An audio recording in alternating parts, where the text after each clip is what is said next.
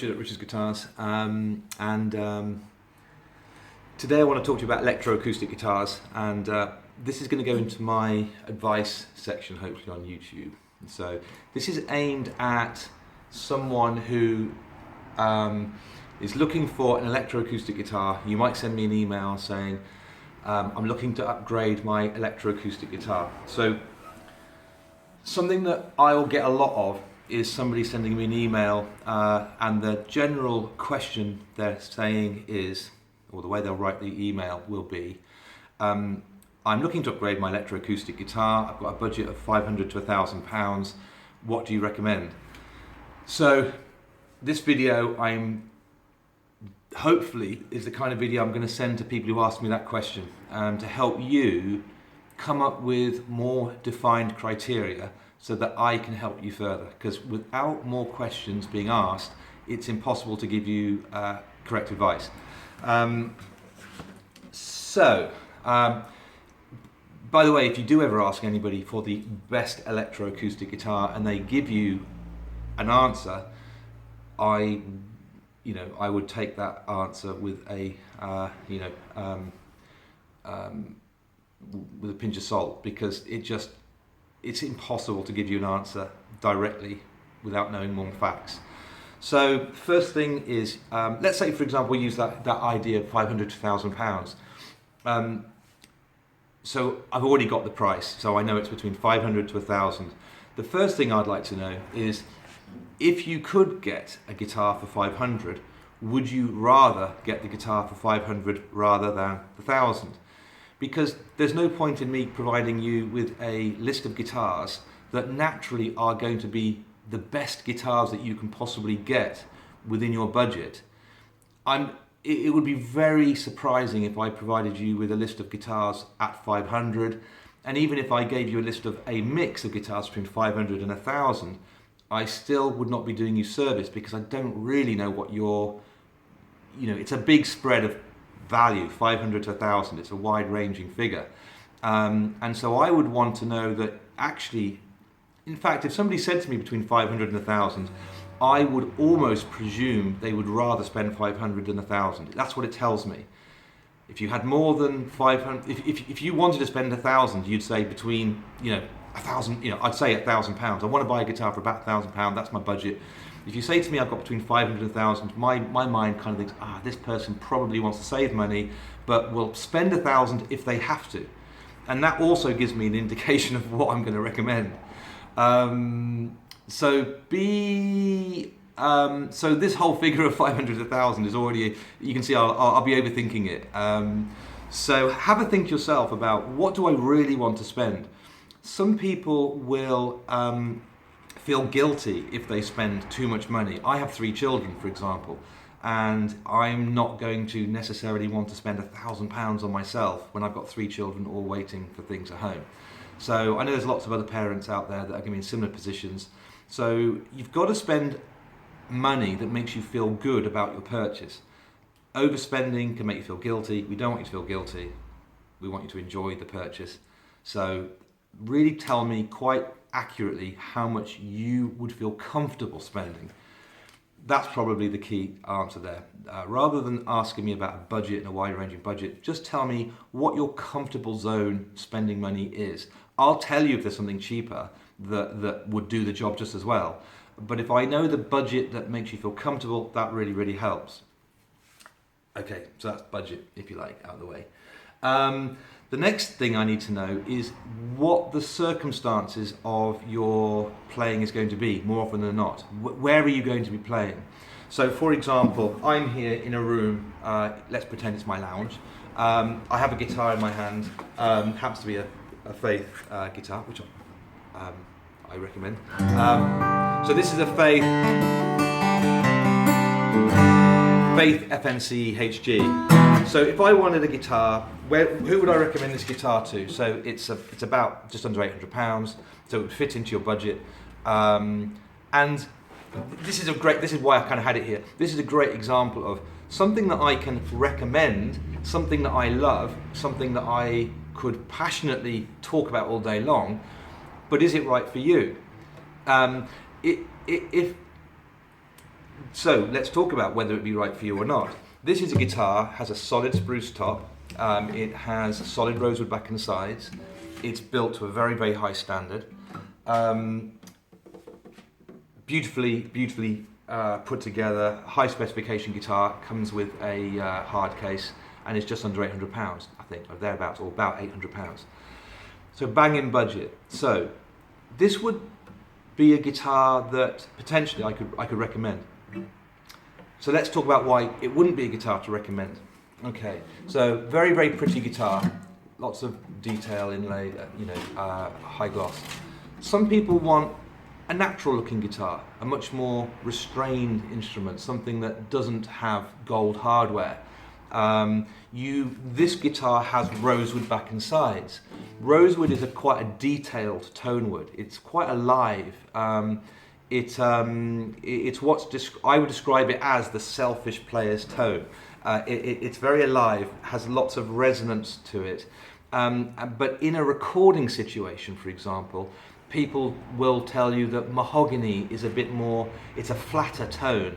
Mahogany is a wood that would work well in a mix, playing with other instruments. It's a bit more woody type sound, which might suit another person. So if somebody was looking for a particular kind of tone, this instrument wouldn't be the right guitar. If somebody wanted something that had a certain visual element that wasn't quite so attractive, I would call it, and they want something a little bit more subtle, this wouldn't be the right guitar. This guitar is a mini jumbo. It's a Neptune style guitar in the Faith range, okay? So it's a mini jumbo. Now a mini jumbo is a compact instrument, but it's still larger than an OM and a G-body guitar. OM and G-body guitars are going to be a little bit more suited to fingerstyle, potentially. You could play fingerstyle on this guitar, it'll sound lovely, but you'll get a little bit more bass resonance from a larger body guitar. So as you go to a slightly larger body guitar, that fullness of tone that you're hearing, slightly out of tune, sorry. This bottom end, that isn't always wanted. If you are the particular person that wants a fingerstyle, if you're playing a fingerstyle, you may not want that bottom end bouncing out every time you do your fingerstyle work. But if you're playing some nice chordal work, this kind of guitar is lovely. Big full sounding, open, energetic guitar. But if you were going to play more fingerstyle guitar, you may want something a little smaller, a little bit more compact. Smaller body guitars tend to have a bit more mid-range and are more suited for fingerstyle, where you're not overpowering the notes with the bottom end. Another bit of advice I'd give is I always use the analogy of a piano. So on a piano, I grew up with a piano in the house, and there would be two little buttons on the floor. One would be the more staccato, one would be more the, I don't know what the other one is, the notes that swell into each other.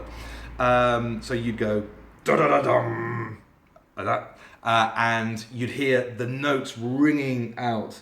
But when you press the other button down, you'd hear the all those fast pieces. Excuse the examples. And so those fast pieces are better done in a more staccato style. The notes aren't swelling into each other. You want those notes to swell into each other, those big dramatic pieces. Well, I'd call those big dramatic pieces chords, big open strumming style. And a larger body guitar will give you this big open feel. The notes fall out, they drop out, and they swell together. You don't want to do that when you're playing all those fast, intricate pieces. So that's when your staccato-y type button is being pressed down, and that's where your smaller, more compressed sounding, smaller body guitar will be better suited. So hopefully that little analogy will help you thinking about smaller body versus bigger body. Smaller body, a bit more punchy, a bit more focused, a little less bass heavy. Bigger body guitars, notes fall out, they ring out, they're beautiful and fill the room, but they can be a bit overpowering for the more fingerstyle pieces. So I've kind of gone into body style there and how that will help. We've talked a bit about body woods. So Then there's another aspect, which is you've asked for an electro acoustic guitar, right?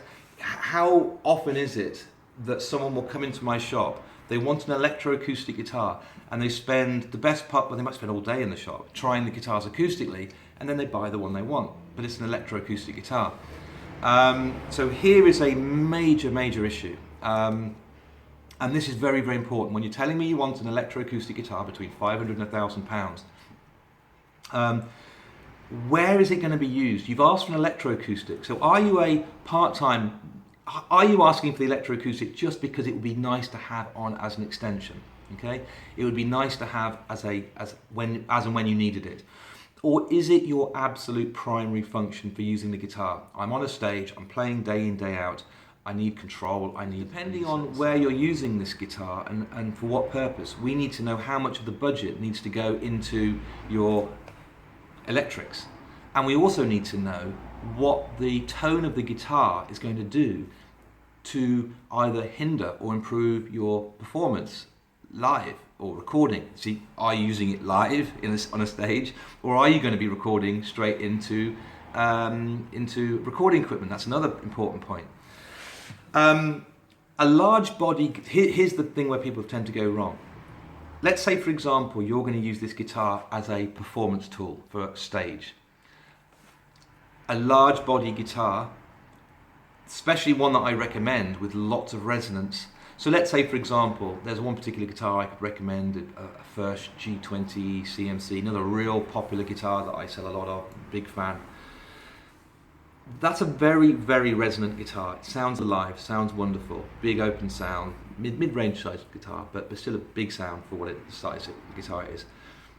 That is potentially a little bit more prone to giving you feedback problems, because when you have a guitar with a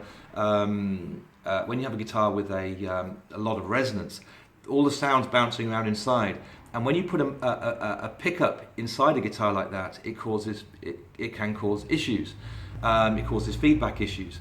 So for a performance guitar, sometimes you want a tighter top. You want something that's not going to resonate so much.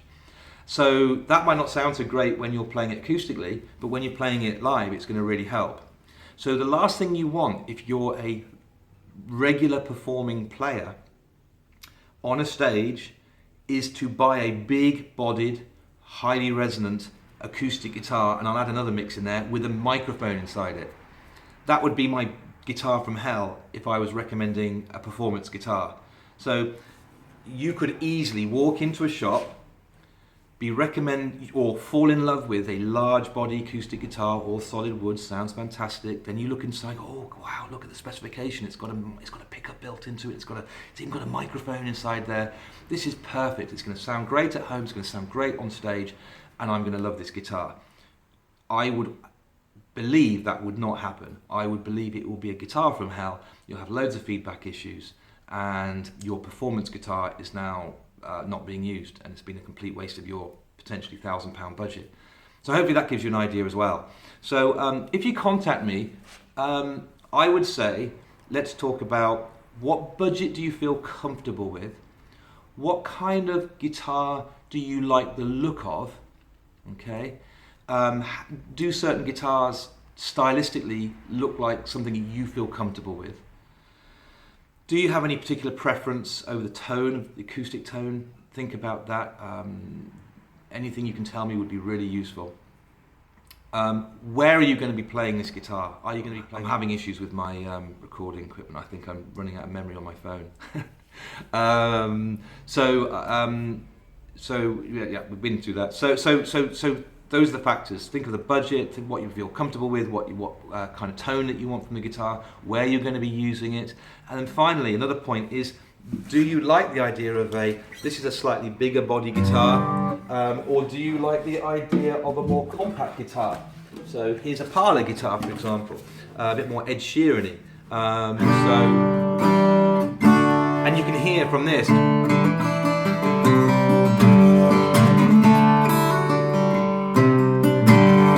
you can hear there's a more, it's a bit more mid-rangey, less bottom end.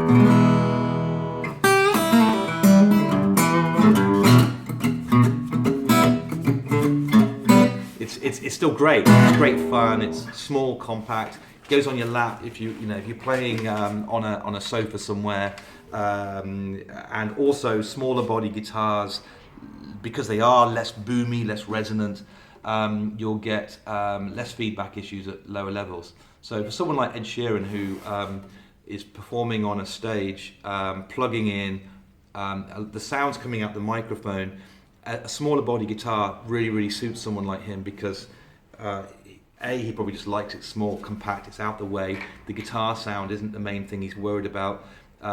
It's not going to feed back so much on stage. So that's a smaller body guitar, and this one's actually quite simple, and this one's about £400, all solid woods. So we could put a pickup in that. I could put, see here's a great example, £500 to £1,000. Well, here's a £400 guitar, just under, that we could fit a Fishman Matrix pickup, which is the best pickup I could possibly recommend to you. 150 quid, we fit it, we install it free of charge, and it's all done in the workshop, and you've got a custom fitted Electro Acoustic guitar that you're looking around about £550. So that would be in your budget of the £500 to £1,000. Perfect. But we've got a long way away from the glitz and glam and size and scale of this one. And actually the electrics in this one would be better than the electrics in this one. So there you go. Cheaper guitar, more suited to your playing style, with a better electroacoustic tone than the £800 guitar, which you're getting for £500. So there we go. Hopefully that helps. You've probably watched this video because I've sent you the link. If that is you and you are still thinking about buying a guitar from me, obviously I'm on live chat. I can give you advice anytime, and hope to hear from you again. Hope that wasn't too boring, and hopefully it was reasonably relevant to your needs. Okay, cheers. See you soon. Bye bye.